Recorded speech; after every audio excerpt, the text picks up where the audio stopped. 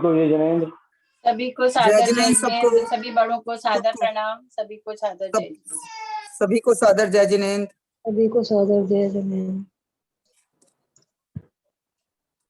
सरस्वती नमस्तुभ्यं वरदे कामरूपिणी विद्यारंभं करिष्यामि सिद्धिर्भवतु मे सदा। द्वादशं जिनवानी माता की जय। तत्वार्थ सूत्र ग्रंथ राज की जय। आचार्य उमा स्वामी महाराज की जय। सर्वार्थ सिद्धि ग्रंथ राज की जय। आचार्य पूज्यपाद स्वामी की जय। फूलचंद जी शास्त्री की जय। अढ़ाई दीप में विराजमान सभी आचार्य उपाध्याय सर्व साधु के चरणों में नमोस्तु नमोस्तु नमोस्तु। सभी आरिका माता जी के चरणों में वंदामि वंदामि वंदामि। सभी छुल्लक छुल्लिका इलक के चरणों में इच्छामि इच्छामि। सभी प्रतिमाधारी के चरणों में ग्रुप में विराजमान नंदना जी के चरणों में वंदना वंदना वंदना। ग्रुप में विराजमान नेमीचंद भाई साहब, उमराव भाभी और भी जो पूज्य जन है, सबका सादर चरण स्पर्श। सभी से सादर जय जिनेन्द्र। हम लोग उमा स्वामी जी द्वारा रचित तत्वार्थ सूत्र पर संस्कृत टीका पूज्य पदाचार्य के द्वारा सर्वार्थ सिद्धि नामक है, उसका हिंदी रूपांतर फूलचंद शास्त्री जी ने किया है। उसका स्वाध्याय कर रहे हैं। स्वाध्याय करते हुए हम लोग 5वें अध्याय में पहुंच गए हैं। 5वें अध्याय का 36वां सूत्र होगा। मोक्ष मार्ग से नेतारम वेत्तारम कर्म भूभृताम ज्ञातारम विश्व तत्वानाम वंदे तद्गुण लब्धये। अजीव काया धर्मा धर्माकाश उद्गलः द्रव्याणि जीवाश्च नित्यवस्थितान्य रूपाणि रूपिणः उद्गलः आकाशादेक द्रव्याणि निष्क्रियाणि च असंख्येय प्रदेशा धर्मा धर्मैक जीवानां आकाशस्यानन्तः संख्येया संख्येयश्च पुद्गलानां प्राणो लोकाकाशे अवगाः धर्माधर्म्यो कृत्सने एक प्रदेशादिषु भाज्य पुद्गलानां असंख्ये भागादिषु जीवानां प्रदेश संहार विसर्पाभ्याम प्रदीपवत् गति स्थिति उपग्रहौ धर्मा धर्मयो रूपकारः आकाशस्य अवगाः शरीर शरीर वांग मन प्राणापानः पुद्गलानां सुख दुख जीवित मरणोपग्रहश्च परस्परोपरो जीवानां वर्तना परिणाम क्रिया परत्वे च कालस्य स्पर्श रस गंध वर्णवन्तः पुद्गलः शब्द गंध सौक्षम्य स्थौल्य संस्थान भेद तमश्छाया तपोद्योतवन्तश्च आणवः स्कन्धाश्च भेद संघातेभ्य उत्पद्यन्ते भेदा धनुः भेद संघाताभ्यां चाक्षुषः सद्द्रव्य लक्षणम् उत्पाद व्यय द्रव्य युक्तम सत् तद्भावाव्ययम् नित्यम् अर्पितानर्पित सिद्धे स्कृद रुक्षत्वाद बंध न जघन्य गुणानां गुण साम्य सदृशानां द्वैधिकादि गुणानां तु द्वैधिकादि गुणानां तु द्वि प्लस अधिकादि गुणानाम षष्ठी का बहुवचन संधि विच्छेद होके द्वि प्लस अधिकादि दो से अधिक वालों का है ना, दो से अधिक सत्यांश वालों का बंध होता, पीछे से ले लेंगे। दो से अधिक गुणानाम माने सत्यांश वालों का, दो से अधिक गुण वालों का अथवा सत्यांश वालों का तू माने तो पीछे से ले लेंगे, बंध होता है। सूत्र पर ये सॉरी संस्कृत पढ़े। ये क्या षष्ठी का बहुवचन है ना आंटी? हाँ, षष्ठी का बहुवचन बोले ना, गुणानाम। हाँ षष्ठी का बहुवचन है। हाँ मैं पढ़ रहा हूँ। द्वाभ्याम गुणाभ्यमधिको द्व्यधिकः क पुनरसौ चतुर्गुणः आदि शब्द प्रकारार्थ क पुनरसौ प्रकारः द्वयाधिकतः तेन पंचगुणादीनां संप्रत्ययो न भवति। तेन द्वयाधिक गुणानां तुल्य जातीय नाम तुल्य जातीयानां च बंध उक्तो भवति नेतरेषां तदच्छा द्विगुण स्निग्धस्य परमाणो रेख गुणस्निग्धेन द्विगुणस्निग्धेन त्रिगुणस्निग्धेन वा नास्ति बन्धः। चतुर्गुणस्निग्धेन पुनरस्ति बन्धः। तस्यैव पुनर्द्विगुणस्निग्धस्य पंचगुणस्निग्धेन षट् सप्ताष्ट संख्यया नन्त गुणस्निग्धेन वा बन्धो नास्ति। एवं त्रिगुणस्निग्धस्य पंचगुणस्निग्धेन बन्धोस्ति। शेषैः पूर्वोत्तरं भवति। चतुर्गुणस्निग्धस्य षड्गुणस्निग्धेति नास्ति बन्धः। शेषे पूर्वोत्तरैस्नास्ति। एवं शेषेष्वपि योज्यः। तथा द्विगुणवृक्षस्य एक द्वि त्रिगुणवृक्षैर्नास्ति बन्धः। चतुर्गुणैर्वृक्षेण त्रिगुणवृक्षस्य पंचगुणवृक्षादि विरुत्तरैर्नास्ति बन्धः। एवं त्रिगुणवृक्षादि नापमपि द्विगुणाधकैर्बन्धो योज्यः। एवं भिन्न जातीयेष्वपि योज्यः। उक्तं च निद्धस्य निद्धेन दुराधियेन लुक्कस्य लुक्केन दुराधियेन निद्धस्य लुक्केन वेयि बन्धो जहन्नवज्जो विषमे समेवा। तु शब्दो विशेषणार्थ प्रतिषेधं व्यावर्तयति बन्धं च विशेषयति। किमर्थमर्धिक गुण विषयो बन्धो व्याख्यातो न समगुण विषयम इत्यतः। इस जो भी पढ़े हैं जेठी भाई साहब, उसका पहली पंक्ति में गुणाभ्याम धिको, इसका संधि विच्छेद करें। गुणाभ्याम अधिको, षष्ठी का गुणाभ्याम, गुण का षष्ठी का यह है द्विवचन।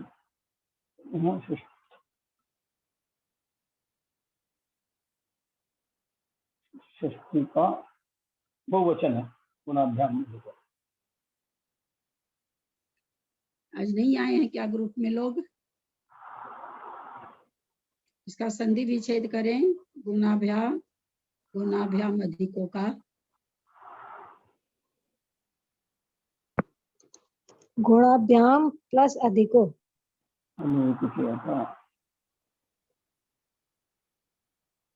मालंते मालंते मतलब अधिको। होगा कौन सा लिंग वचन होगा? ये षष्ठी का बहुवचन है, वो षष्ठी का द्विवचन। किसका बहुवचन है? पंचमी का पंचमी का द्विवचन। पंचमी का द्विवचन। इसका द्विवचन बोल रहे हैं? पंचमी का षष्ठी का द्विवचन होना चाहिए। षष्ठी का द्विवचन है। जरा सा लिखिए तो सब। आप लोग शब्द रूप निकाल के बैठते हैं क्या? अधिकादि गुणानाम तु गुणाभ्याम।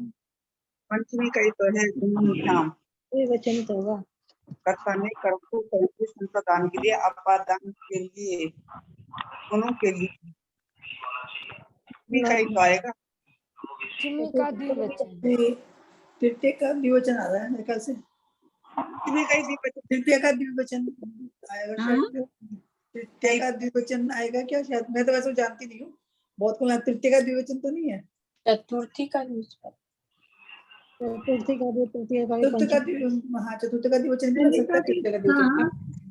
आप लोग अंकों में भी कारक नहीं पढ़े हैं क्या? क्या पूछ रहे हैं ललिता जी? बोले मैंने। हाँ? ये गुणाभ्याम। चतुर्थी तो तृतीय और पंचमी तो समझ में आता है, से है तो कंफ्यूज होते हैं। चतुर्थी भी बोल रहे हैं, नहीं नहीं, तृतीय का क्या हिंदी कारक ही नहीं पढ़ा आप लोगों ने? ललिता जी क्या सॉरी षष्ठी का पुराना नहीं है ना। देखो उसे अधिक कहते हैं। क्या बोल रहे हैं जी? मंजू जी क्या बोल रहे हैं? क्या पूछ रहे हैं? सॉरी मैं लेट हो गई। जयपुर में सूर्यास्त लेट होता है तो लेट ही हो जाता मेरा। क्या पूछ रहे हैं? सॉरी क्या पूछ रहे हैं? गुणाभ्याम अधिकों का संधि विच्छेद पूछ रहे हैं। किसका आवाज?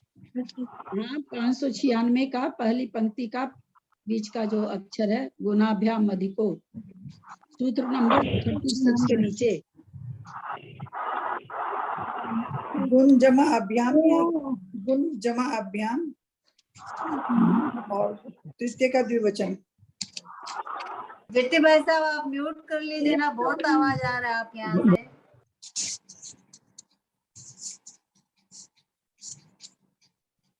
आपको सुना क्या मंजू जी? अरे मेरी बुक में पेज ही गायब है सारे, ये क्या हुआ? है ही नहीं। 594 के बाद 235 आ गया, 598, 2 पेज ही गायब है। ये क्या हुआ? पेज ही लग रहे नहीं है होंगे। इसमें। हाँ नहीं पीछे, कहीं पीछे लग रहे होंगे, आगे पीछे हो गए होंगे।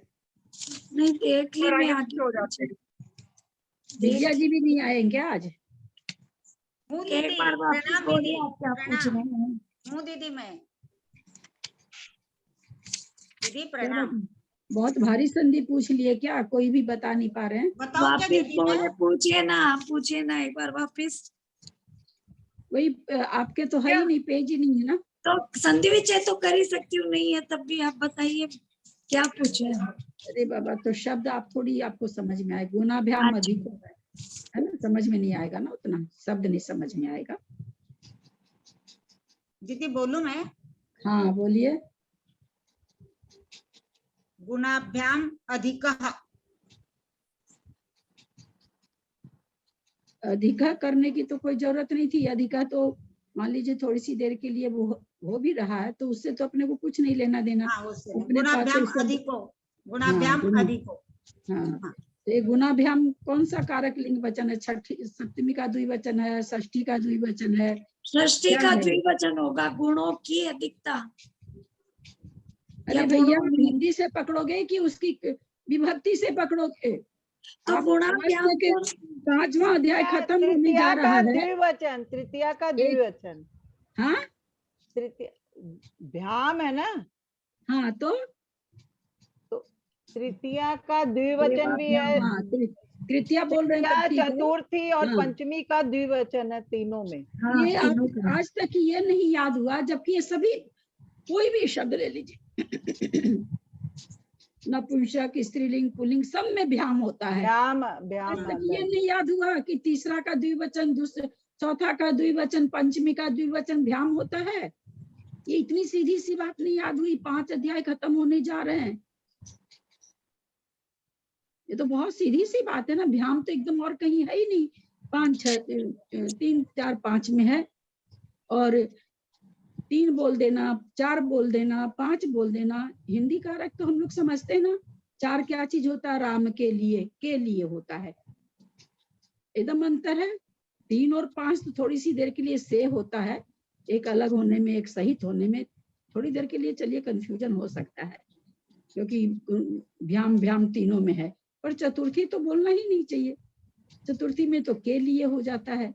हिंदी कारक तो जानते हैं ना आप लोग। तो तृतीया द्विवचन होगा ललिता जी, तृतीया द्विवचन। हाँ, तृतीया द्विवचन होगा, क्योंकि गुणों से गुण उसी के अंदर समाहित है। पंचमी भी नहीं होगा, तृतीया होगा।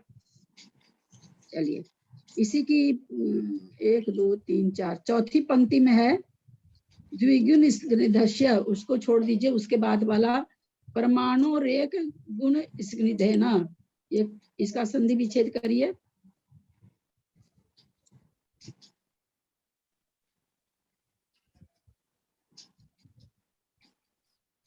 परमाणु रेख गुण स्निग्धेना।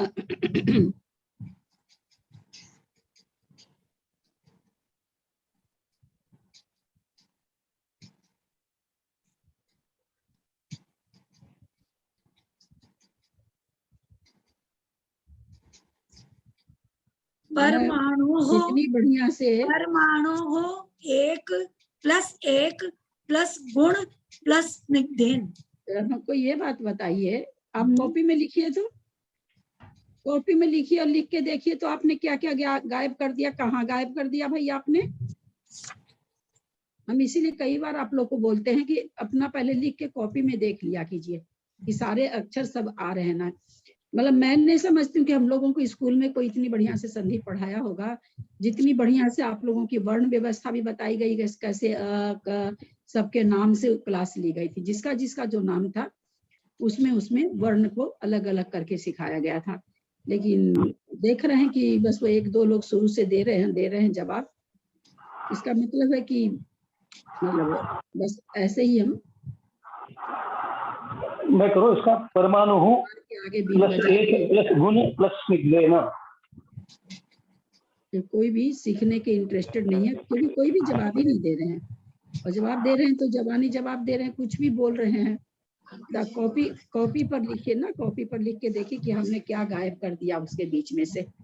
परमाणु आपने बोला, परमाणु हूँ, ललिता जी सुनिए, परमाणु हूँ प्लस परमाणु कैसे हो गया, पहले यही बताइए ना। सुनूं क्या मैं आपका क्या सुनूं मैं, बोलिए।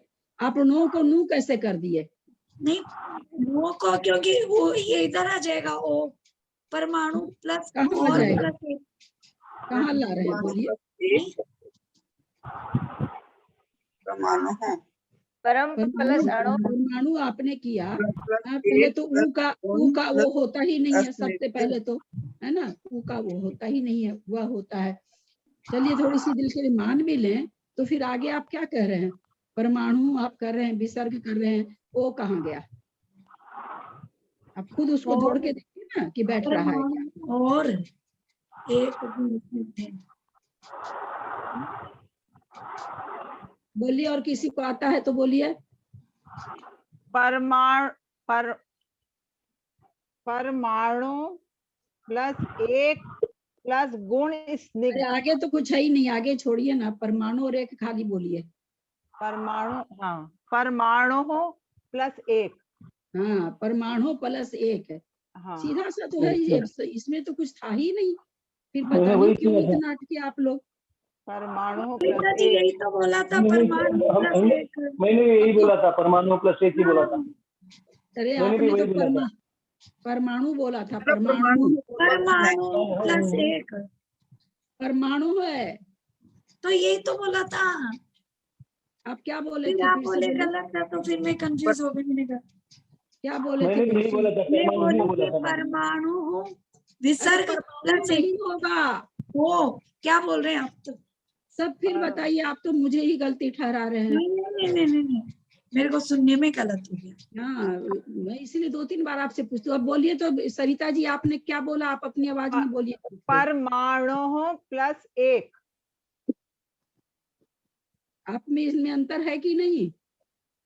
परमाणु हो बोला शायद। हाँ, परमाणु प्लस एक, आपने परमाणु उसको कैसे कर दिया? वहां पर वह थोड़ी है, वह रहता तो ऊ बनता, वह का ऊ बनता है, चाहे ऊ का उकार का वह बनता है। आपने परमाणु कर दिया अपने मन से, वहां पर कोई व्यवस्था ही नहीं है वो होने की। हाँ, कितनी अपने लोग संधि पढ़ लिए, कितनी संधि पढ़ लिए। थोड़ा सा ये करना चाहिए। ललिता भाभी जी, आवाज नहीं आ रही है, कुछ भी आवाज नहीं आ रही। एकदम क्लियर आवाज आ नहीं, रही अभी है, भी नहीं आ रही, एकदम क्लियर आवाज आ रही अभी है। भी नहीं आ रही आवाज। आप सबको आ रही है क्या? हाँ, आ रही है। जी आवाज दीदी आ रही है हमको। सबको आवाज आ रही है क्या? हाँ, मेरे को एकदम ही नहीं आ रही। एकदम मैं क्लियर आवाज वापस आ रही बंद है। करके चालू करती हूँ। हाँ, आपका आ रही है, मोबाइल हमें तो आ रही चेक है। करिए। मेरे को तो एकदम नहीं आ रही। हाँ, मोबाइल चेक करिए आप। सब कोई बंद करके रखिए, तो हो सकता है उससे फर्क पड़ जाए। परमाणु है ना, परमाणु नहीं, परमाणु प्लस एक। अब परमाणु कौन सा लिंग वचन कारक है?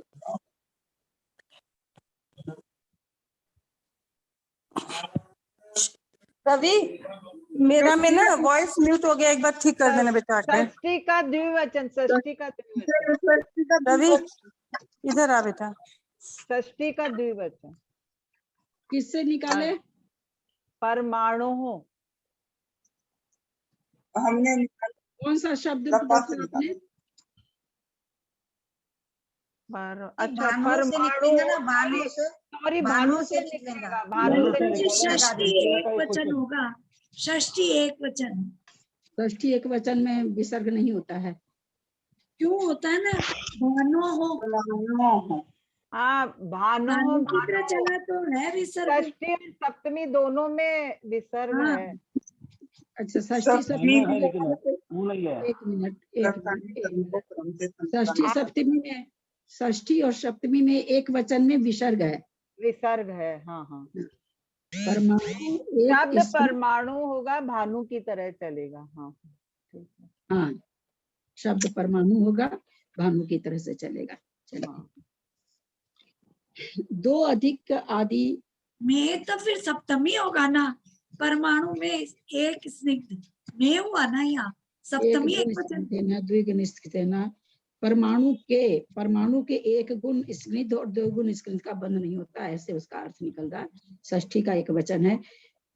इसी दूसरे पेज में पहला ही शब्द पंचमी है और षष्ठी दोनों में ही तो भानों में विसर्ग है।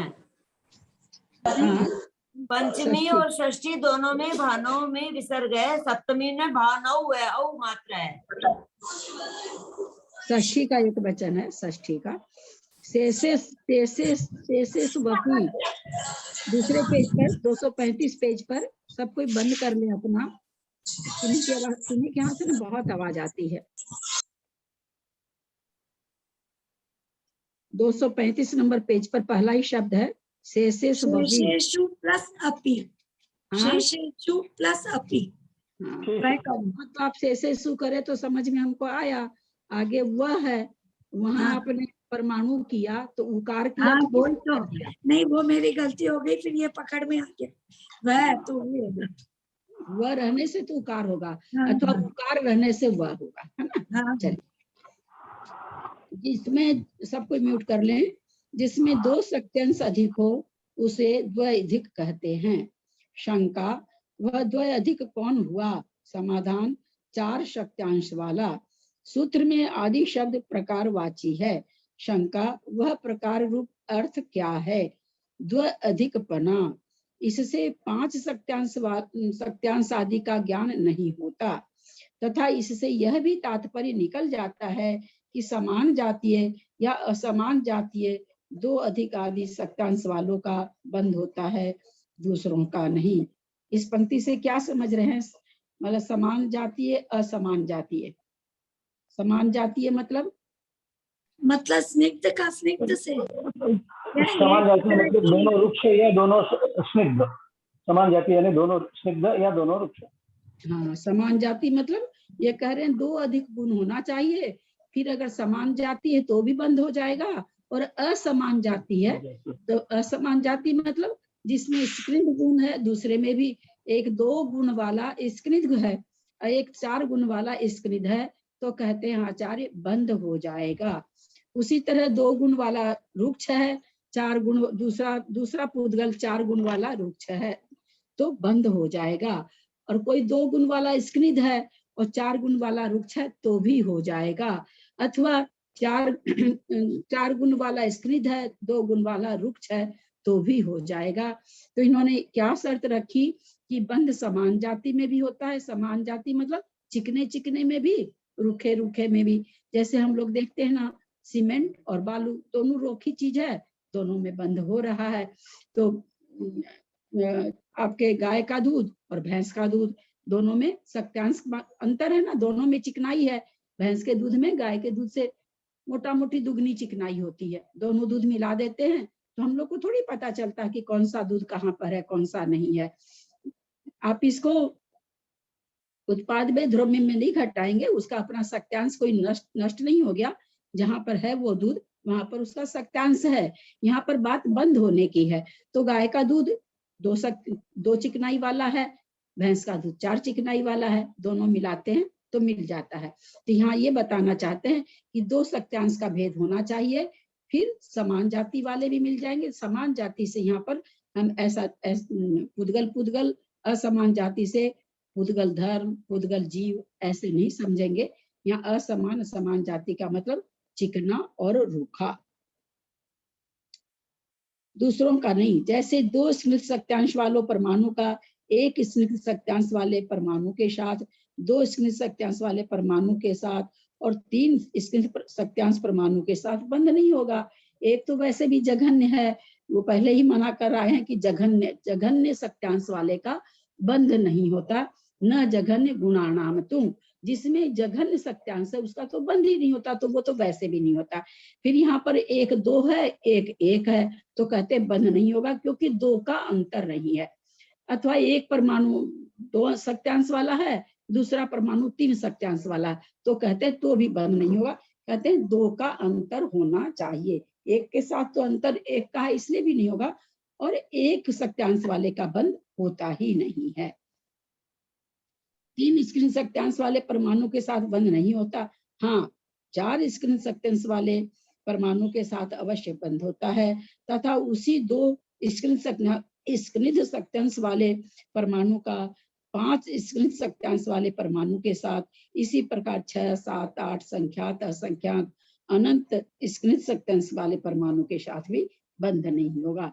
यानी बंध की ये शर्त है कि सत्यांश में 2 ही ज्यादा होना चाहिए। जितना सत्यांश एक पुद्गल की चीज में है, दूसरे पुद्गल में 2 सत्यांश उससे ज्यादा होना चाहिए।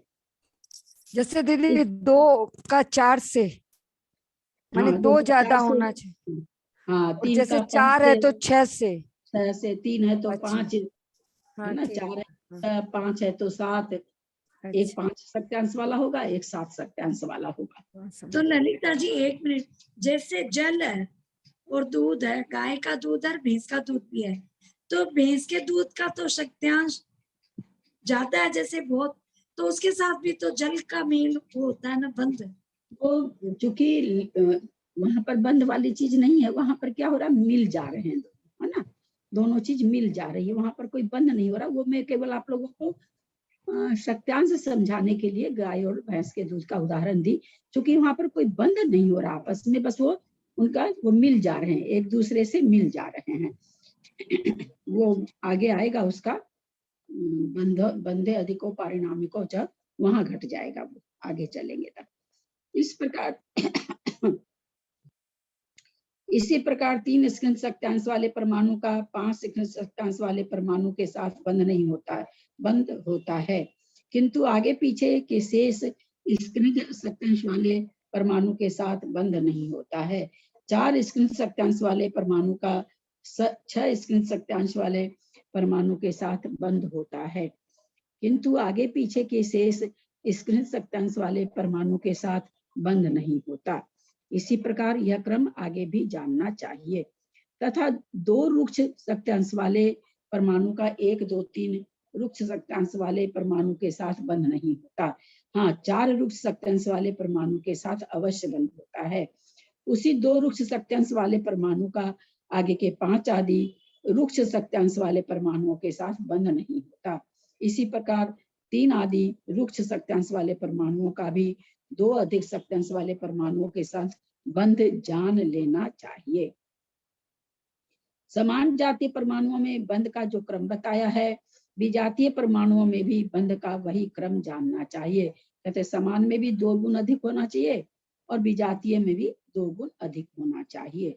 कहा भी है, ऊपर के गाथा का है, स्क्निध का 2 अधिक सत्यांश वाले स्क्निध के साथ बंध होता है, रुक्ष का 2 अधिक सत्यांश वाले रुक्ष के साथ बंध होता है, तथा स्क्निध का रुक्ष के साथ इसी नियम से बंध होता है, किंतु जघन सत्यांश वाले का बंध सर्वथा वर्जनीय है।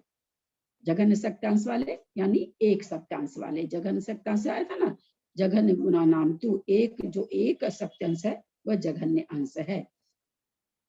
सूत्र में तू पद विशेषण परक है, जिससे बंध के प्रतिषेध का निवारण और बंध का विधान तू से तो होता है। तो तू से तो आया तो कहते इसे बंध, दोनों चीज इसमें हो गया कि 2 से अधिक वालों 2 अधिक सत्यांश वालों का बंध होता है, और तू लिखने से ये भी उसमें निकल गया कि इससे ज्यादा गैप रहने से बंध नहीं होता है।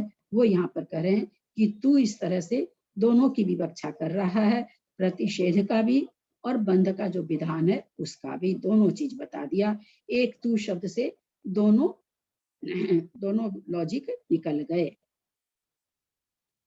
अधिक गुण वालों के साथ बहुत सारी चीज में जैसे अपने लोग को शंका लगती है, तो क्योंकि हम लोग सबका सत्यांश अपने लोग मोटी भाषा में कह देते हैं, भाई भैंस के दूध में ज्यादा घी है, बकरी के दूध में बहुत कम घी है, पर हम सत्यांश थोड़ी जान रहे हैं किसी का, बिल्कुल कि वो 2 ही ज्यादा है अथवा 4 ज्यादा है, हमारे ये जानने का विषय नहीं है। हम तो आचार्य की वाणी में इतना जान सकते कि जहां भी बंध हो रहा है वहां जो वस्तुएं हैं एक दूसरे से दो गुण अधिक है तभी बंध होता है। अब दो गुण अधिक है ये हमारे ज्ञान का विषय नहीं बन सकता है।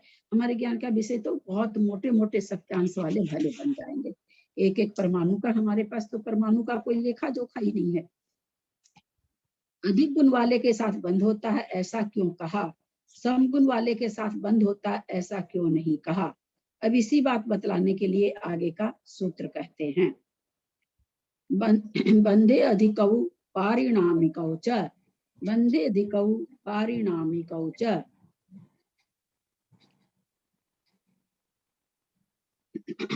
बंधे बंद होने पर, बंद होते समय अथवा बंद होने पर, अधिकौ जो अधिक सत्यांश वाला है, पारिणामिकौ च वो अपने में परिणमन करा लेता है। जब बंद होता है तो बंद होता भाई तो क्या होता, आप ये भी बता दीजिए कि दो गुण वाला कुछ करता है कि चार गुण वाला कर लेता है। तो यहाँ पर आचार्य बोल रहे हैं कि जो अधिक गुण वाली वस्तु होती है वो अपने रूप परिणमन करा लेती है। इसका उदाहरण आचार्य लोग देते हैं, राजवार्तिक में आया था शायद, गुड़ और धूली का देते दीदी, गुड़ और धूली, गुड़ और धूली का लेते हैं।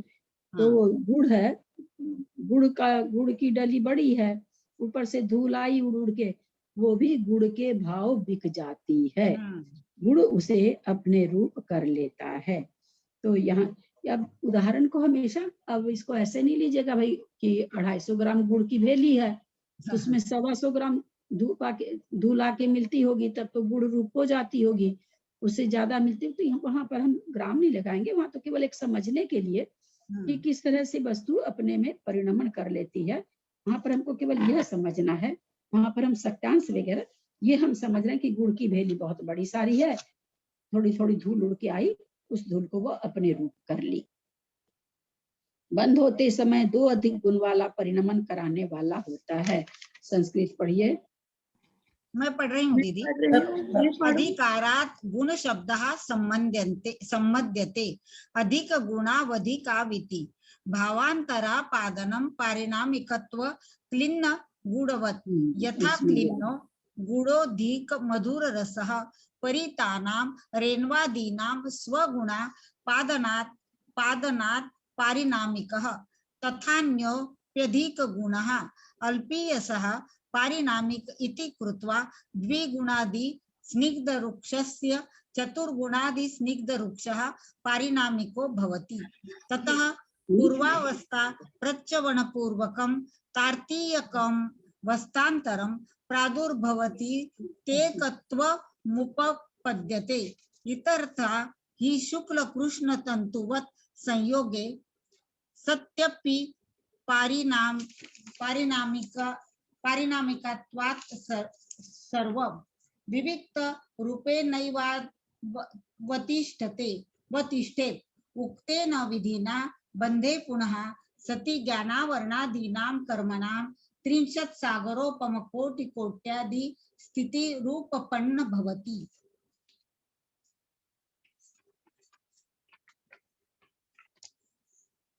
प्रणाम दीदी। दीदी आप म्यूट हो, दीदी आप म्यूट हो। पहली पंक्ति में है अधिक गुणावधिक आवाति, अधिकाविति, इसका संधि विच्छेद करिए तो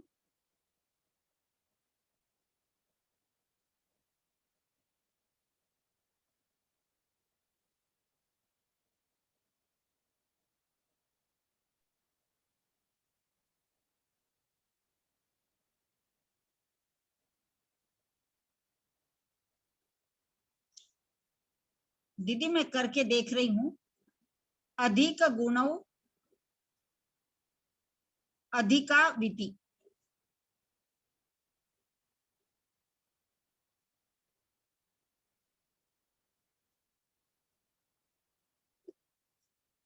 करें और लोग पूरा नहीं किए हैं, करिए, जिन जिनको करना करिए। देखती हूँ सोचती हूँ। नहीं करना तो आगे बढ़ते हैं, क्योंकि मैं कितना भी सिखाऊंगी, नहीं सीखना है तो नहीं सीखेंगे आप लोग, फिर समय बर्बाद करने से फायदा भी क्या। अधिक गुणों प्लस अधिक गुणों प्लस अधिक प्लस अधिका अधिक प्लस अविति अधिक प्लस अविति नहीं, अधिक गुणाओं प्लस अधिक अधिकाविति या अधिक अविति।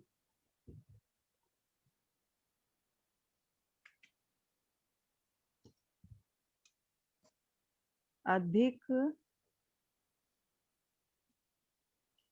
अधिक गुणों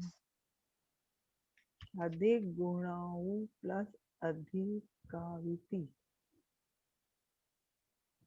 अधिक गुणों प्लस अधिकावती,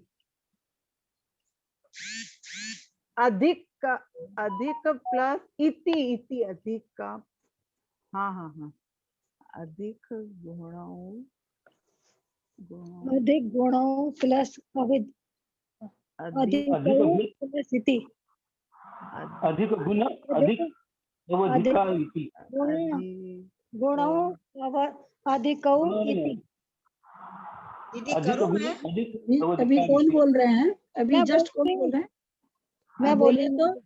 ये 59625210। हाँ, मैं मंजू हाँ मंजू बोलिए। आपका चेहरा, मोबाइल ठीक से रखिए पहले। आपका चेहरा नहीं दिखता तो ऐसे भाव भासना नहीं होती है। इस तरह से आप लोग नहीं बैठा करिए भाई, पढ़ाने में मन नहीं लगता है। एक तो आप लोग वीडियो नहीं ऑन करके रखते हैं, फिर आधा चेहरा दिखेगा, किसी का आधा लंबा फेस दिखेगा। अधिक गुणों प्लस अधिकौ प्लस इति।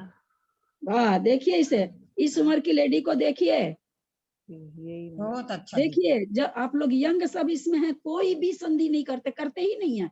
2-3 लोग छोड़ के देखिए, ये भी मैं, मुझे तो नहीं लगता मैं कभी इन पर ध्यान भी दी हूँ। कितने सुंदर करे, अधिक गुणों प्लस अधिका अधिकौ इति। हाँ, बहुत सुंदर दीदी, समझ में आया। देखिए तब इनकी एज देखिए, जब आप पहली बार में कह दिया अधिक गुणों, तो बाद वाला अधिकौ क्यों नहीं कर हाँ, पाए? हाँ, वही सोच ही रही थी दीदी, वही ध्यान दे रहा। सोच रहे थे दीदी। देखिए कि मतलब, चलिए कोई तो कम से कम बहुत अच्छे हैं इसमें, जो कि बोलते हैं तो अच्छा लगता है। एज देख करके हमको लगता है कि देखिए, हाँ जवान लोग इसमें बैठे हैं, हम लोग को नहीं। वो प्रीति नाम है ना, आंटी हमको समझ में नहीं आता है, वो तो आजकल आई नहीं रहता, अनीता उनता कौन आती थी जो, हाँ हम लोग को नहीं पकड़ में आता। हमारी शालू लो भी पकड़ में नहीं आता है। हम देखिए कितनी उम्र की लेडी, और कितनी मतलब वैसे ही कोई भारी नहीं है, लेकिन फिर भी ये संधि भारी थी। और उन्होंने कितनी बढ़िया से, सीखने की लगन होनी चाहिए, उम्र नहीं काम करती है। वो सीखने की लगन आप लोग में दिखती नहीं है कहीं से भी। मतलब हम तो पढ़े हुए हैं संस्कृत ना, हम लोग को इतना नहीं पढ़ाया जाता था। बस कोर्स, किताब की कोर्स लिए, उसमें जो जो चीज रहा बता दिया। उसके बाद तो लाखों संधि है, अपने से करना पड़ता था सोच सोच के। थोड़ी टीचर थोड़ी पढ़ाते थे, एक बार नियम बता दिए कि ये मिलके वह बनता है, ये मिलके और बनता है, काम खत्म। बस उतना पढ़ा दिए, 4 उदाहरण पढ़ा दिए, काम खत्म। थोड़ी सी लगन लगाइए आप लोग। इतना आप लोगों को इतना समय दिया जा रहा है, इतनी मैं धीरे धीरे चल रही हूँ। और उसके बाद अगर आप लोग को फायदा नहीं लेंगे तो आप लोग की मर्जी, मेरे उससे कोई फर्क नहीं पड़ता है। अब इसी की सेकंड लाइन है, रेणवादीनाम। रेणु प्लस आदिनाम। रेसु प्लस आदि नाम। हाँ, रेसु प्लस आदि नाम। रेशु कहाँ से आ गया? रेणु प्लस आदिनाम। हाँ, रेणु रेणु रेणु प्लस आदि नाम। आदिनाम। हाँ, रेणु प्लस आदि नाम। वो मैंने उसको ना को श पढ़ लिया इसलिए। समझ गई मैं। हाँ,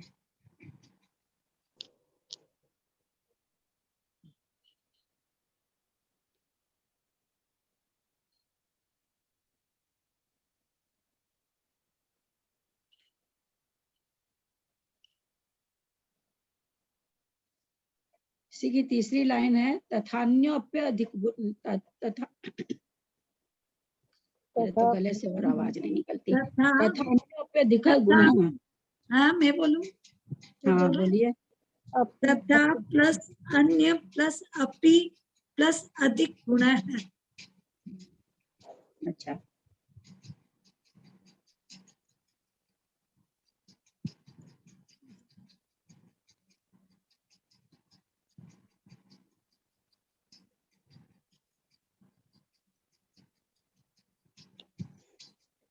इसी की नीचे वाली पंक्ति है प्रादुर्भवतीत्यकत्वमुपपद्यते। भवति इति एकत्वम्। हाँ? दीदी मैं बोलूं? आप कैमरा ठीक से, आप मोबाइल नहीं ठीक से रख रखे हैं, आपका आधा चेहरा दिखता है, कभी नीचे से आधा दिखता है, कभी साइड से आधा दिखता है। दीदी ठीक मैं से बोलूं? रखिए मोबाइल ठीक से। प्रादुः प्लस भवति प्लस उपपद्यन्ते। भवती की छोटी आ जाएगी प्लस इति। दीदी बोलूं मैं? हाँ बोलिए ना, बोलिए, जिनको भी बोलना है आवाज थोड़ा ठीक से बोलिए। हाँ, प्रादुः भवति ह्रस्व हो जाएगा ति, भवति इति एकत्वम उपपद्यते। चलिए। तो ललिता जी प्रादुर्भाव तो एक ही वर्ड नहीं होगा क्या? प्रादुर्भाव होता है ना, इसमें विसर्ग आ जाएगा ना रा का। प्रादु और भक्ति अलग होगा या प्रादुर्भक्ति होगा? नहीं, विसर्ग का रेफ बना है इसलिए अलग से हो जाएगा प्रादुर्भवति। नहीं तो प्रादुर्भाव तो अपने आप में एक वर्ड होता है ना, इस चीज का प्रादुर्भाव हो गया। हाँ अब जो कह रही है कि एक वर्ड है, हाँ। दो शब्द मिलकर के प्रादुर्भवति बना है। र का विसर्ग प्रादुर्भवति है ये, है ना, इसलिए दो शब्द हैं। प्रादु अगर विसर्ग नहीं बीच में होता तो फिर एक ही शब्द पूरा रहता। विसर्ग है तो कभी भी कोई किसी भी शब्द में आपने देखा है कि बीच में विसर्ग होता हो? एक शब्द के बीच में पूरा एक शब्द हो कोई और उसके बीच में विसर्ग हो, ऐसा कभी आपने पाया है क्या? कभी दिखे तो बताइएगा। मेरी बात समझे? जैसे आप यहाँ पर कह रहे हैं ना प्रादुर्भवति, तो ये तो विसर्ग का रेफ बना है, ये पक्की बात है। तो इसको हम ऐसे भी कह सकते हैं प्रादुर्भवति, तो वही का जैसे बीच में विसर्ग हो गया। तो बीच में विसर्ग से होके मुझे तो आज तक कोई शब्द नहीं मिला है, तो इसलिए यहाँ पर संधि हुई है। संधि होने से विसर्ग का र हुआ है। दुख वो कैसे है आंटी जी? दुख बोलते हैं ना, दुख तो शब्द ही अलग है। दुख में संधि विच्छेद करेंगे क्या? ख माने आकाश होता है, दु माने खराब होता है, खराब आकाश हो जाएगा। फिर दुख तो शब्द ही अलग है ना, दुख शब्द अलग है। वो तो एक मतलब अक्षर के बीच में हो रहा है, समझिए, दो अक्षर के बीच में हो रहा है। दुख शब्द एक अलग शब्द है, वो तो उसकी बनावट वैसी है।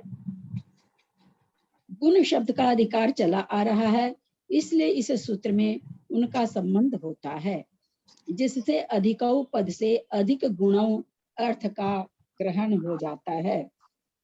गीले गुण के समान एक अवस्था से दूसरी अवस्था को प्राप्त कराना पारिणामिक कहलाता है। पारिणामिक का मतलब क्या कह रहे? एक अवस्था, पहले जो अवस्था थी उस अवस्था को छोड़कर दूसरी अवस्था को प्राप्त होना पारिणामिक कहलाता है। जैसे अधिक मीठे रस वाला गीला गुड़ उस पर पड़ी हुई धूली को अपने गुण रूप से परिणमाने के कारण पारिणामिक होता है। यहाँ पारिणामिक कौन हुआ? गुड़ हुआ। यहाँ पर यही समझाना चाह रहे हैं कि जो अधिक गुण वाला होता है वो पारिणामिक होता है, अपने अनुसार परिणमन करवा लेता है। और परिणमन करने वाला कौन? धूली परिणमन करने वाली हुई और गुड़ परिणमाने वाला हुआ। धूली परिणमन करने वाली, बदलने वाली हुई, परिणमने वाली हुई, और उसको परिणमाया कौन? गुड़ परिणामाया। तो गुड़ है सो पारिणामिक हो गया, वो परिणामिक हो गया, ये पारिणामिक हो गया। उसी प्रकार अधिक गुण वाला अन्य भी अल्प गुण वाले का पारिणामिक होता है। इस अवस्था के अनुसार 2 शक्त्यांश आदि वाले स्क्निध या रुक्ष परमाणु का 4 शक्त्यांश आदि वाला स्क्निध या रुक्ष परमाणु पारिणामिक होता है। इससे पूर्व अवस्थाओं का त्याग कर उनसे भिन्न एक तीसरी अवस्था उत्पन्न होती है।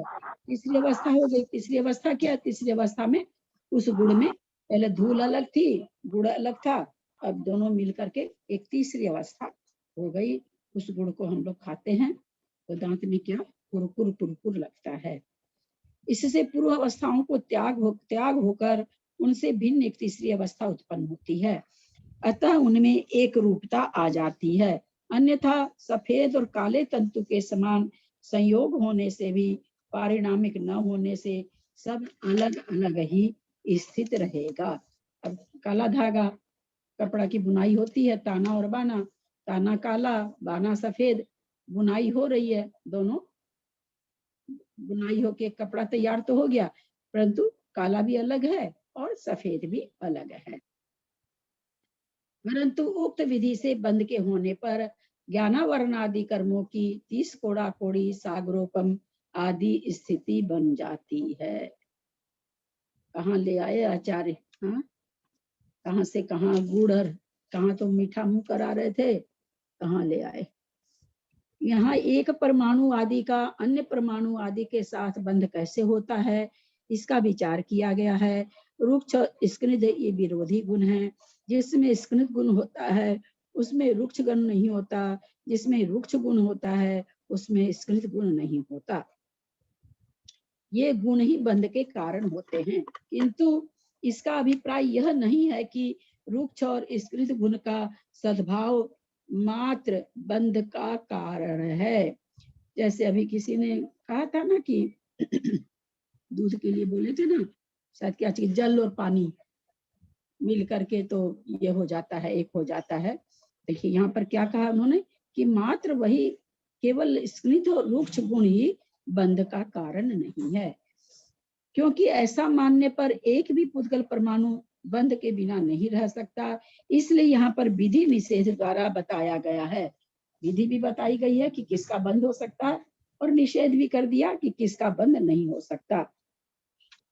किन पुद्गल परमाणुओं का आदि का परस्पर में बंध होता है और किन का नहीं होता है। सो इस जो स्निग्ध और रुक्ष गुण जघन्य शक्ति से लिए हुए होते हैं उन पुद्गल परमाणुओं का बंध नहीं होता। इसी प्रकार गुण की समानता होने पर सदृशों का भी बंध नहीं होता है, किंतु द्वैधिक गुण वाले पुद्गल परमाणु आदि का ही द्वैहीन गुण वाले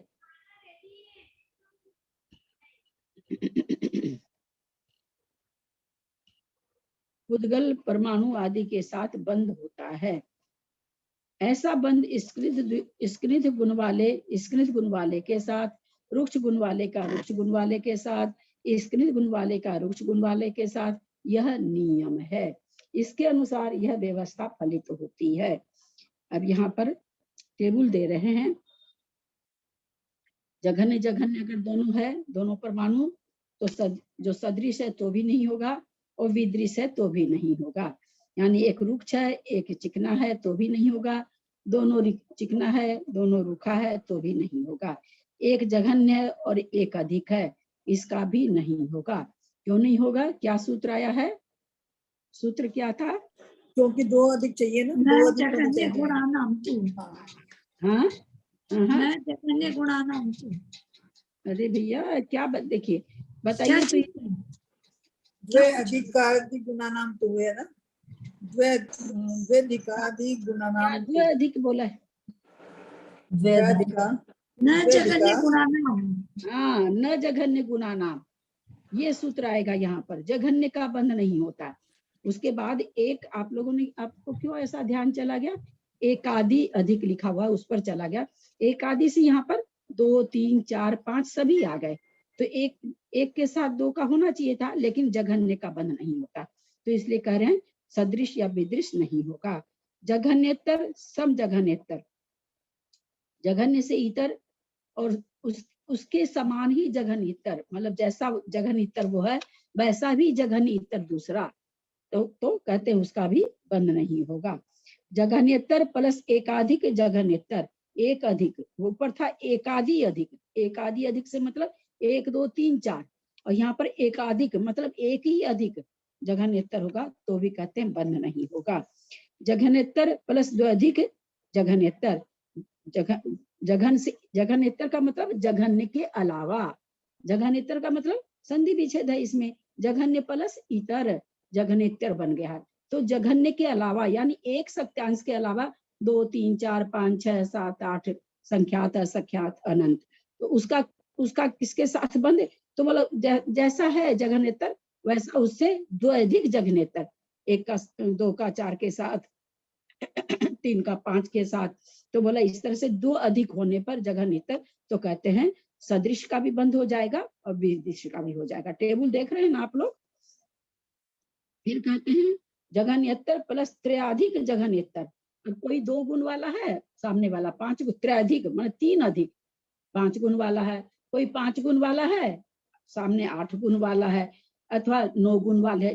त्रयाधिक 3 से अधिक और भी त्रयाधिक है। त्रयाधिक माने 3 4 5 6 7 8 9 10 सब, यानी कोई सामने 2 गुण वाला है और दूसरा 3 4 5 6 त्रया। देखिए शब्दों को समझने की कोशिश करिए।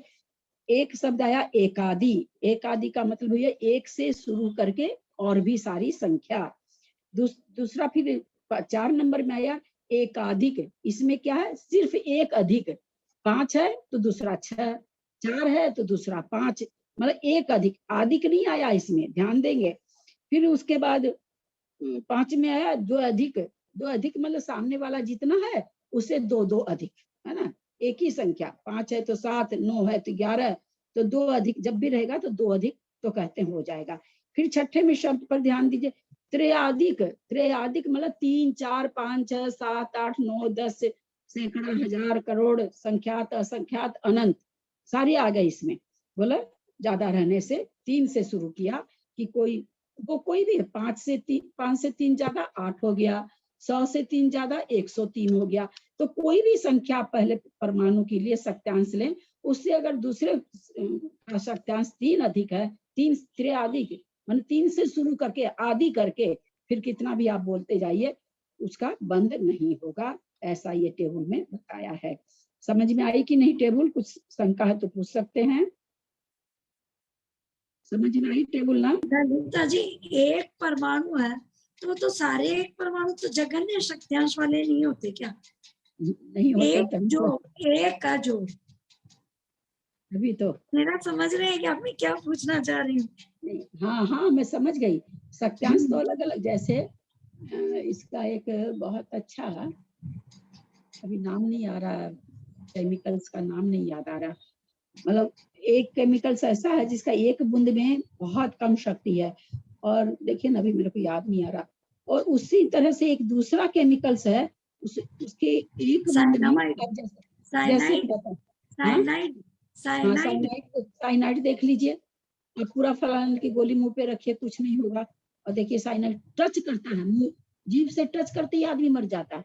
नहीं तो देखिए एक उसका एक जघन्य का पूछ रही हूँ मैं, उसमें तो मैं तो बोली एक जघन्य है तो सभी सेम होते होंगे सत्यांश में, एकदम एक जो है। हाँ नहीं ऐसा कुछ नहीं, मैं बताऊं परमाणुओं की अपनी अपनी सत्यांश अलग अलग होते हैं, क्योंकि अगर नहीं हो तो फिर बंद ही नहीं होगा, है ना। हम लोगों ने पढ़ा है कि स्कंद किससे होता है? परमाणुओं के मेल से होता है। स्कंद से स्कंद और स्कंद मिलकर भी स्कंद बनता है, स्कंद और परमाणु मिलकर भी स्कंद बनता है, परमाणु और परमाणु मिलकर भी स्कंद बनता है। 3 तरह से स्कंद की उत्पत्ति बताई। जब अणु की उत्पत्ति तो सिर्फ एक तरह से, है ना, भेदाद अणु, भेद से अणु की उत्पत्ति होती है। लेकिन स्कंद की उत्पत्ति हमने पढ़ी थी कि भाई भेद से, संघात से और च शब्द आया था, यानी भेद और संघात से, तीनों तरह से होती है, ये हमने पढ़ा है। तो अब जो है परमाणु, सभी तरह के परमाणु, इसका मतलब है इससे यहाँ से ये निकलता है कि अब समझने के लिए आपने बहुत अच्छा उदाहरण आप भी को याद आ गया कि भाई साइनाइड सारा दूर से भी होठ पे सट जाए। देखिए एक एक सांप है, बोलते हैं बहुत दूर से भी फुफकार मारता है तो आदमी मर जाता है, और एक सांप काट लेता तो भी कुछ नहीं होता है। ये तो हम लोग देखते ही हैं, व्यवहार में देखते ही हैं, है ना, कितनी दूर भी बैठा हुआ कोई सांप फुफकार मारता है तो आदमी मर जाता है, और एक काट लेता है सांप तो भी नहीं मरता है। तो उसके जहर में और उसके जहर में सत्यांश में अंतर है। तो ये हम चूंकि परमाणु तो जानते नहीं, हम तो स्कंधों को जानते हैं तो स्कंध की बात कर लेते हैं। तो यहाँ पर हम स्कंध के रूप में जान रहे हैं कि भाई दोनों में अंतर है। तो उसी तरह चूंकि परमाणु हमारे जानने का सब्जेक्ट नहीं है, अब ये देखिए, इसको हम ऐसे समझ सकते हैं कि 1 किलो भैंस के दूध में, है ना, 1 पाव घी निकला, 1 किलो गाय के दूध में 100 ग्राम निकला। अब 1 किलो को आप 100 ग्राम दोनों दूध का 100-100 ग्राम लीजिए, तो आप उसमें 10 से भाग देंगे। अब 10 से भाग देंगे तो भी गाय के दूध में कम और उसके दूध में ज्यादा, फिर और भाग देंगे। तो जब हम बिल्कुल, चूंकि एक ड्रॉप का घी नहीं निकाल सकते हैं, समझने के लिए कि एक ड्रॉप के गाय के दूध में जो चिकनाई है उससे कई गुना भैंस के एक ड्रॉप दूध में चिकनाई है ना। तो ये चूंकि हम परमाणु तो पकड़ ही नहीं सकते, हम स्कंध से ही समझ सकते हैं। तो ये बिल्कुल ऐसे परमाणु हैं, नहीं तो फिर स्कंध ही नहीं बनेगा। अब ये दूसरी तरह भी दे रहे हैं, थोड़ी सी टेबल ये दूसरी जी, तरह दो की है। 3 नंबर और 4 नंबर एक बार वापस बताइए ना। 3 नंबर जघन्यतर, जघन्यतर मतलब जघन्य के अलावा, यानी एक सत्यांश को छोड़कर। जघन्यतर, जघन्य प्लस इतर, जघन्य के अलावा। जघन्य कौन है? एक सत्यांश वाला। उसके अलावा जो भी 2, 3, 4, 5, 6, 7, 8, 9, 10 संख्यात, असंख्यात, अनंत सभी आ गए इसमें। फिर कहते उसका, फिर उस भाई आप कहते हो जघन्य का बंध नहीं होता है। चलिए हमने कह दिया, हमारे सामने एक परमाणु है, वो जघन सत्यांश वाला नहीं है, 2 सत्यांश वाला है, 3 सत्यांश वाला है, 5 सत्यांश वाला है, एक परमाणु ऐसा है। और उसको अगर हम उसके सामने सम जघन्यतर उसी के बराबर वाला ला दें, तो जैसे हमारे पास कोई चीज 5 एक सत्यांश वाले का तो नहीं होता, आपने मना कर दिया। मेरे पास कोई वस्तु है जो 5 सत्यांश वाली है, तो हम दूसरी वस्तु भी सम माने उसके बराबर का ही सत्यांश वाला, तो दूसरा भी अगर हम बराबर सत्यांश वाला ले आएंगे तब तो हो जाएगा ना बंद। जघन्य तो है नहीं, तब बंद हो जाएगा ना। तो नहीं होगा, क्यों नहीं होगा? क्योंकि क्या समझा रहे हैं कि उससे 2 अधिक होना चाहिए, है ना। एक से दूसरा, चाहे पहले वाला 7 हो, दूसरे वाला 5 हो, अथवा पहले वाला 5 हो, दूसरे वाला 7 हो, 2 का अंतर होना चाहिए। एक समान सत्यांश वाले यद्यपि वो जघन्य सत्यांश के नहीं है, फिर भी बंध नहीं होगा। है समझ में? हाँ, आ गया दीदी। पर नीचे में जो लिखा हुआ है 4 में एकाधिक जघन्यंतर, इसका क्या अर्थ हुआ? जघन्यतर, जघन्य के अलावा जो भी है वही 2, 4, 5, 6, 7 समझिए। उससे कहते हैं एक अधिक हो। जैसे दो सत्यांश वाला, एक का तो आप कह रहे होता नहीं है, 2 सत्यांश वाला है, हम दूसरा 3 वाला ला देते हैं। कोई 3 वाला है तो उसके लिए हम 4 एक अधिक, है ना। एकादि नहीं लिखा है, एक अधिक, एक प्लस अधिक। हम एक अधिक कर दें, जो सामने वाला परमाणु जितना सत्यांश वाला है उससे हम एक अधिक कर दें दूसरे परमाणु को। जघन्य के तो अंतर है ही है, तो इसका हो जाना चाहिए। तो कहते हैं नहीं, इसका भी नहीं होता है, यानी 2 ज्यादा चाहिए। हाँ, 2 ज्यादा चाहिए। जघन्य भी नहीं चाहिए, एक जघन से मतलब एक सत्यांश वाला, तो वो तो चाहिए नहीं। एक पहला निषेध जघन्य का कर दिए। दूसरा निषेध क्या कर रहे हैं कि जब भी बंद होगा दोनों का, तो 2 सत्यांश का अंतर होना चाहिए, तभी बंद होगा। समान रहने पर भी नहीं होगा, एक होने पर भी नहीं होगा, 3, 4, 5, 6, 7, 8 इतना अंतर होने पर भी नहीं होगा। सिर्फ और सिर्फ 2 का अंतर होना चाहिए। 2 वस्तु आपस में मिल रही है, एक वस्तु से दूसरे वस्तु का गुण 2 अधिक होना चाहिए। दीदी जघन्य और जघन्यतर ऐसा क्यों लिखा दीदी? क्या अंतर पड़ेगा जघन्य और जघन्यतर? जघन्य से मतलब हो गया एक सत्यांश वाला। हाँ। जघन्यतर से मतलब हो गया एक सत्यांश वाला नहीं, उसके अलावा 2, 3, 4, 5, 6, 7, 8 संख्यात, असंख्यात, अनंत। जघन्य से इतर माने जघन्य के अलावा। ऊपर तो जघन्य दिख दिया तो वो एक हो गया, और जघन्यतर लिखने यानी एक से अधिक नहीं, हाँ मतलब जघन्य के अलावा, एक से अधिक नहीं। जघन्य के हाँ, एक के अलावा गलत हो जाएगा। हाँ, गलत हो जाएगा। एक से अधिक बोलने तो नियम गलत हो जाएगा। जघन्य के अलावा, इतर माने उसके अलावा, अथवा उससे दूसरा। इतर माने जैसे कहते हैं ना अपने लोग, यहाँ तो इतर कास्ट भी रहती है इस अपार्टमेंट में। भैया खाली जैन रहते हैं क्या? नहीं, अग्रवाल भी रहते हैं, इतर लोग भी रहते हैं। यानी जघन्य से अलग इतर, जघन्य से इतर। हाँ, जघन्य से अलग। जघन्य के अलावा। इस जैसे इसको हम समझे कि इस अपार्टमेंट में खाली जैन रहते हैं क्या? तो आप कहेंगे नहीं, जैन के अलावा भी रहते हैं, और भी रहते हैं, अग्रवाल भी रहते हैं। तो कह रहे हैं जघन्येतर मतलब जघन्य के अलावा, जघन्य को छोड़ दो, उसके बाद वाला 2 3 4 5 6 7 जितना भी लिखिए। जी अब आया समझ में। ये ललिता जी जैसे ये ऐसे लिखा ना, सदृश्य बंध और विसदृश्य बंध, मतलब 2 का अंतर होना चाहिए, मतलब इसका मतलब ऐसे हुआ क्या सदृश्य नहीं बंध नहीं, और सदृश्य बंध मतलब अगर जघन्य जघन्य दोनों परमाणु अगर चिकने भी हैं तो भी बंध नहीं होगा, अगर एक चिकना एक रुक्ष है तो भी नहीं होगा।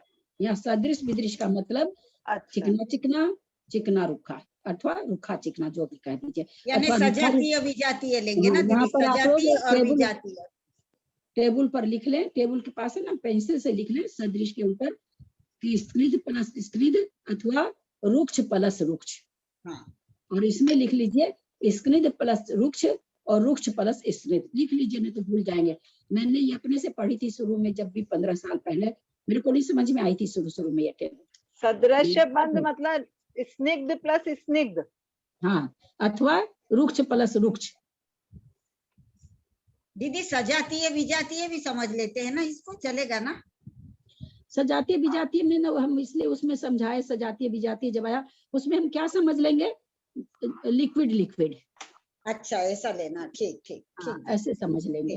जी जी जी। और विसदृश्य में मैं रुक्ष प्लस स्निग्ध। हाँ, और स्निग्ध प्लस रुक्ष दोनों। हाँ। और कुछ पूछना इस टेबल के बारे में? 5वां बोल रहे थे, 5वां में क्या कह रहे हैं, जघन्य के अलावा, बोला जघन्य को तो आप छोड़ दो, जघन्य के अलावा वाला लो, 2 3 4 5 वाले लो। उसका किसके साथ बंद हो सकता, उसके साथ बंद हो सकता है क्या, किसके साथ, जो उससे 2 अधिक हो। अगर हमने 2 लिया तो सामने वाला 4 है, अगर हमने 4 लिया तो सामने वाला 6 है, अगर हमने 8 लिया तो सामने वाला 10। 2 अधिक जघन्येतर, जघन्य से इतर होना चाहिए। और फिर हम दूसरा जो ले रहे हैं वो भी जघन्य के अलावा पहले वाले से 2 ज्यादा है, तो बंद होगा क्या, तो कहते हैं सदृश का भी हो जाएगा और विदृश का भी हो जाएगा, यानी समान जाति वाले का भी हो जाएगा, असमान जाति वाले का भी हो जाएगा। ये मुझे समझ में आई कि नहीं?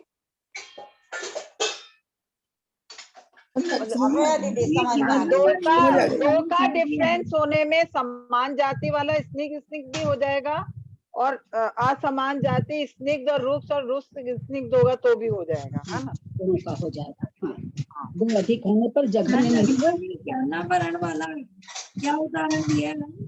हाँ, ज्ञानावरण आदि कर्मों के 30 कोड़ाकोड़ी वाली।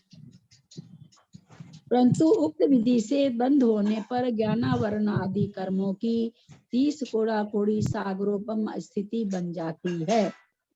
ज्ञानावरणादि 8 कर्मों की, अब ज्ञानावरण की 30 कोड़ाकोड़ी है, और 30 कर्म कौन कौन से हैं, अंतराय हैं, है ना, 3 कर्म 30 कोड़ाकोड़ी की है।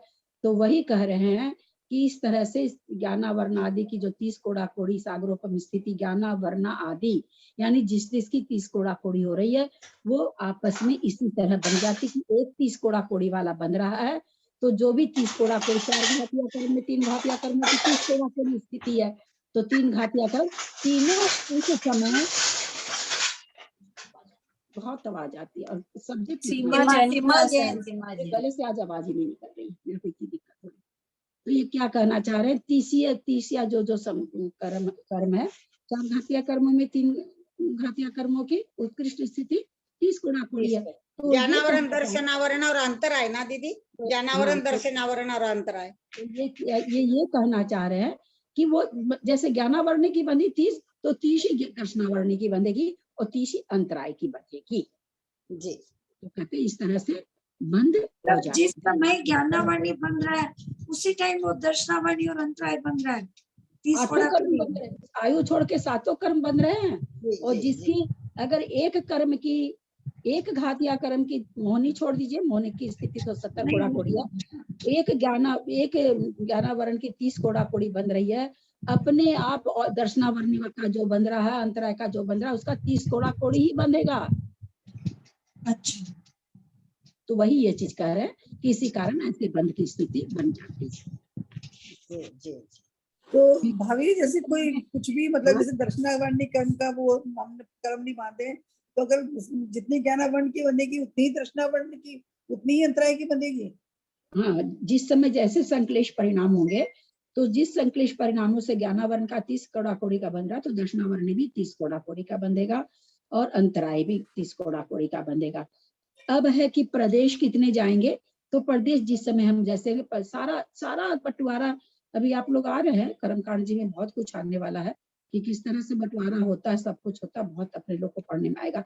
अब आप सीधा सा प्रश्न क्यों आपके मन में उठा, हम समझ रहे हैं, क्योंकि मेरे मन में भी बहुत उठा करता था कि भाई किसी समय हम कोई शब्द का अर्थ हम बहुत अच्छी तरह से जान रहे हैं। अब तो मेरे मन में तो यह है कि त्रिशला जी भी जान जाएगी, पूछ रही है, हमने कह दिया हमको भी नहीं आता है, तो हमको तो ज्ञानावरणी बनना चाहिए। ज्ञानावरणी का अनुभाग ज्यादा बन जाएगा, स्थिति प्रदेश तो जैसे बंध रहे हैं वैसे ही बंधेंगे, अनुभाग ज्यादा बंधेगा, अनुभाग में फर्क आ जाएगा।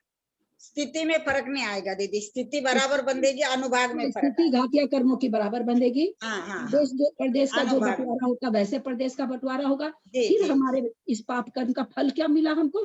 फल ये मिला कि अनुभाग बहुत तीव्र बंधेगा। कालांतर में हम उस शब्द को अपने लिए याद करना चाहेंगे तो हमारे ज्ञान पर आवरण आ जाएगा, हमको उसका अर्थ नहीं आएगा, ये फर्क पड़ेगा। तो अनुभाग और प्रदेश अलग अलग बन जाएंगे। अनुभाग अलग है, स्थिति अलग है, प्रदेश अलग है, सब चीज तो अलग है, अलग चीज है। तो उसका मतलब आखिर में नहीं तो फिर अगर हम सारे कर्मों को एक जैसी स्थिति भी बनवा देते हैं, एक जैसे प्रदेशों का मतलब एक जैसे कहने को प्रदेश का बंटवारा भी निश्चित कर रहे हैं आचार्य, कर्मकांड में इतना इतना प्रदेश मिलेगा, इतना इतना प्रदेश मिलेगा, स्थिति भी आप बता रहे हो ऐसे ऐसे परिणामों से ऐसी, तो सब पर तो आपने ठप्पा लगा दिया। तो फिर जिससे हमारे परिणाम बहुत निकृष्ट हो रहे हैं, संक्लेश हो रहे हैं, बहुत मिथ्यात्व रूपी परिणाम हो रहे हैं, तो फिर उस समय बंटवारा कैसे होगा? तो वो अनुभाग ज्यादा बन जाता। अनुभाग हर प्रकृति का अपना है ना, अनुभाग हर प्रकृति का। हाँ, सारा सार इसी में अनुभाग में, तभी मैंने कहा समान तो कैसे होगा? अनुभाग ही दुखी करता है। अब स्थिति है, मान लीजिए हमारे बुखार की स्थिति 4 दिन रहने की है, लेकिन रहने की कितनी है? 98-99 रह जाएगी, भूख भी लग रही है, थोड़ी थोड़ी रह जाए, क्या फर्क है? लेकिन अनुभाग अगर ऐसा आ गया कि 105 4 दिन रहेगी, सोचिए 4 दिन में क्या हालत होगी। तो अनुभाग भी त्रास देता है दीदी, अनुभाग बहुत त्रास देता है अपने को, इसलिए जो हम लोग आज हम लोग अभी विचार किए हैं, मैं आप लोग को ये बता दूं, कर्मकांड जी आप लोग पढ़ो, ऐसा खुलासा लिखा नहीं है। मैंने बहुत चिंतन किया कि इसको आखिर में बैठाएं कैसे, एक परिणाम से हम 7 कर्म को एक जैसा कैसे कर सकते हैं? हम किसी को बिना मतलब का बहुत मार रहे हैं, हिंसा कर रहे हैं, उस हिंसा के दोष से सारे कर्म एक जैसे कैसे बंधे? सारे कर्मों में कैसे ये होगा? फिर कितना मैंने पढ़ा इसका, कितना कर करके तब मेरे दिमाग में ये बात बैठी कि वो ये ऐसे घटेगा, इस तरह से ये घटेगा, अनुभाग दुख देगा। जिस समय हम जैसा कर्म करेंगे उस कर्म का अनुभाग वैसा। शुभ कर्म कर रहे हैं तो शुभ अनुभाग बैठ जाएगा, है ना? ये थोड़ी कि अशुभ ही होता है अनुभाग, अशुभ ही थोड़ी होता है, शुभ भी तो होता है, शुभ होता है शुभ। आज महाराज लोग इतने हैं, इतनी परिश्रम सह करके कर रहे हैं, कितना अनुभाग उनका शुभ बन रहा है। तो शुभ और अशुभ दोनों तरह का अनुभाग है। तो फिर मैंने शर्करा वाली बात हुई क्या? ये जो अनुभाग नहीं आता है क्या? वो क्या चीज वाला या गुड़ खांड शर्करा की मिठास एक से जो अपन उसमें पढ़ते गुड़ खांड शर्करा रूप, मतलब कम ज्यादा तो ये वो तो ये सब उदाहरण समझाने के लिए दिया गया ना कि भाई। हाँ, उदाहरण ही पूछ रही हूँ मैं, उदाहरण ही। हाँ, तो वो समझाने के अनुभाग का समझाने के लिए उदाहरण दिया कि भाई ऐसा ऐसा गुड़ हाँ, जैसा, वही पूछ रही हूँ मैं, उदाहरण ही बोल रही हूँ। तो बस समझाने के लिए दिए हैं, तो वैसे ही बनता है, आपका जैसा परिणाम रहता है वैसा बनता है, जिस हाल सब तरह का बनता है। लेकिन सोच के भी कितना दिमाग मतलब परेशान होता है, कैसे कैसे हम लोग के भाव हो जाते हैं, कैसे कैसे हम विचार कर लेते हैं बैठे बिठाए, कैसे कांपने से छूटती है एकदम सोच के ना। हाँ, करते समय कहाँ पता चलता है जी, उदय के समय पता चलता है। घड़ी का पता चल रहा है क्या आपको? ललिता जी घड़ी का भी पता करिए। जिनवानी स्तुति करिए। हो गई।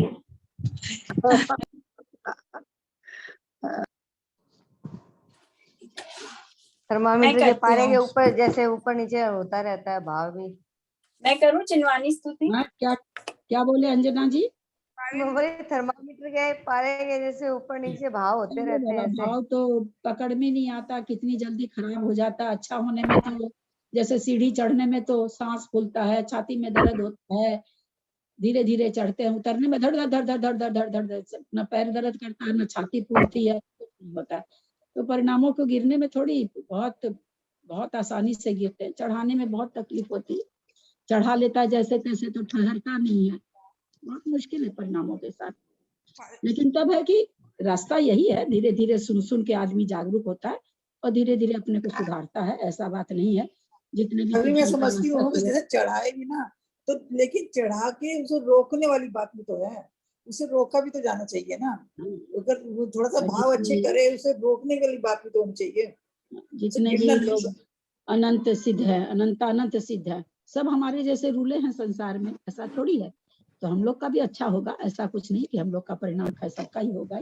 जिनवाणी सुनने का यही तो विशेषता है ना, इसीलिए तो जिनवाणी सुनते हैं ना, कि अपने स्वरूप को जाने, अपने परिणामों को जाने, अपने कार्यों को जाने। उसी के लिए पढ़ाई, स्वाध्याय, उच्चारण सीखना ये एक अलग चीज है, क्योंकि हम दिन भर कोई ऐसा नहीं कि परिणाम में विशुद्धि बना के बैठ गए और बना रहा, ऐसा नहीं।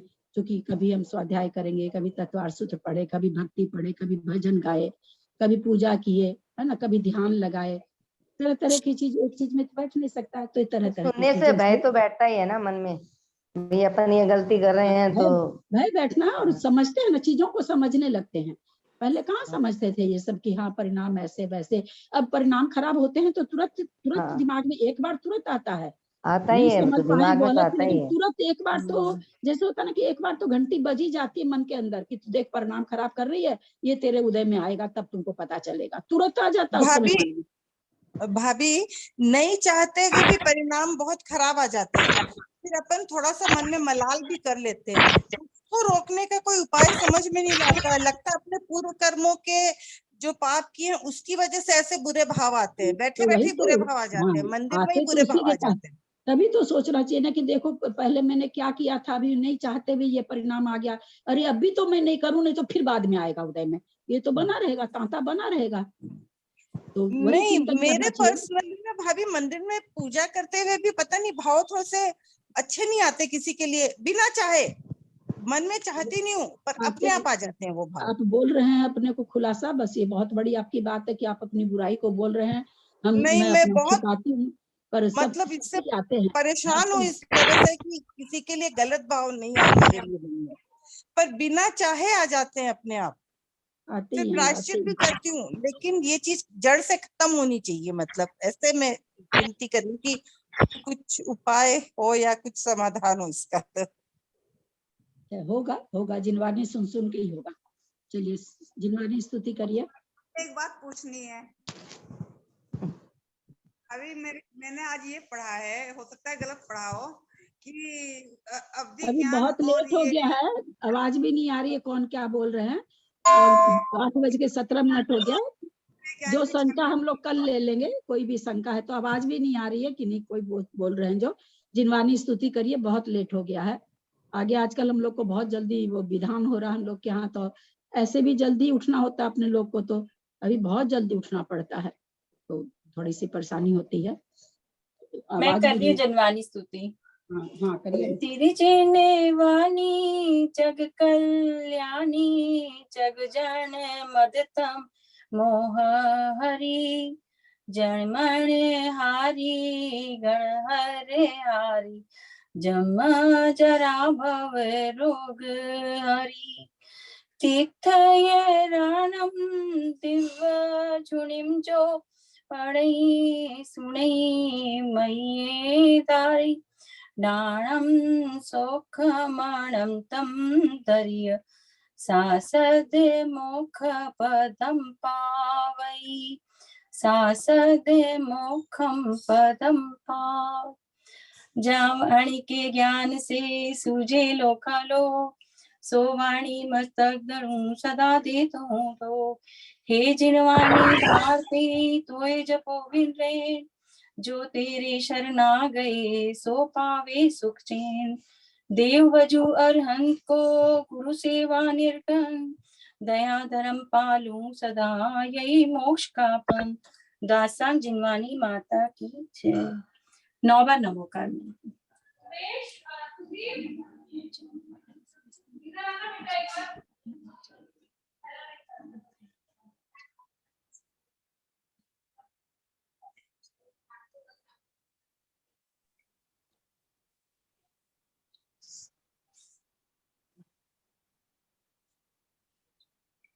बड़ों को सादर चरण सभी स्पर्श, बड़ों सभी को से सादर प्रणाम। जय करिए। सभी बड़ों को सादर प्रणाम, सभी बड़ों को सादर चरणों से जय जिनेंद्र सबको जय जिनेंद्र ललिता दीदी को सादर प्रणाम। बाकी अंजलि जी को वंदना, सभी को जय जय। जिनेंद्र।